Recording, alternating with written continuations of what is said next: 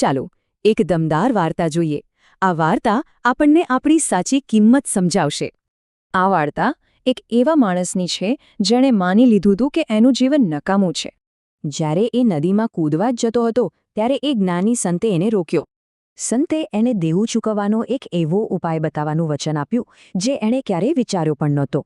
સંતે કહ્યું કે એમની પાસે એક ખજાનો છે જે બધું બરાબર કરી દેશે.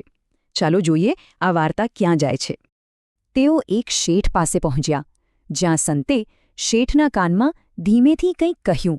શેઠે તરત જ માથું હલાવ્યું અને 2 લાખ રૂપિયાની ઓફર કરી.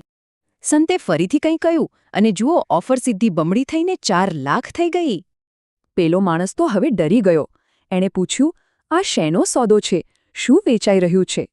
અને ત્યારે એ ચોંકાવનારું સત્ય સામે આવ્યું, જે એ માણસે ક્યારેય વિચાર્યું પણ નહોતું.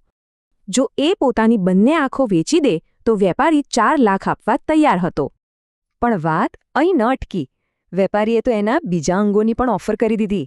આખરે સોદો 50 લાખ રૂપિયા પર પહોંચ્યો. બસ આનાથી 1 રૂપિયો પણ વધારે નહીં. પેલો માણસ તો ચીસ પાડી ઉઠ્યો. આ તે કેવો સોદો? હું મારું શરીર શા માટે વેચું? સંતે શાંતિથી કહ્યું, પણ તું તો જીવન જ ટૂંકાવવા જતો હતો, તો પછી આ શરીરનું શું કામ? બસ એ જ ક્ષણે એ માણસને કંઈક સમજાયું. એની આંખો ખુલી ગઈ. એને સમજાયું કે સૌથી મોટો ખજાનો તો એનું પોતાનું શરીર જ છે, જે ખરેખર અમૂલ્ય છે. હવે એને એનું દેવું બહુ નાનું લાગવા માંડ્યું, કારણ કે એના જીવનની કિંમત એના કરતાં ઘણી વધારે હતી. તો આ વાર્તા આપણને એક સવાલ પૂછે છે: આપણી પાસે એવો કયો અમૂલ્ય ખજાનો છે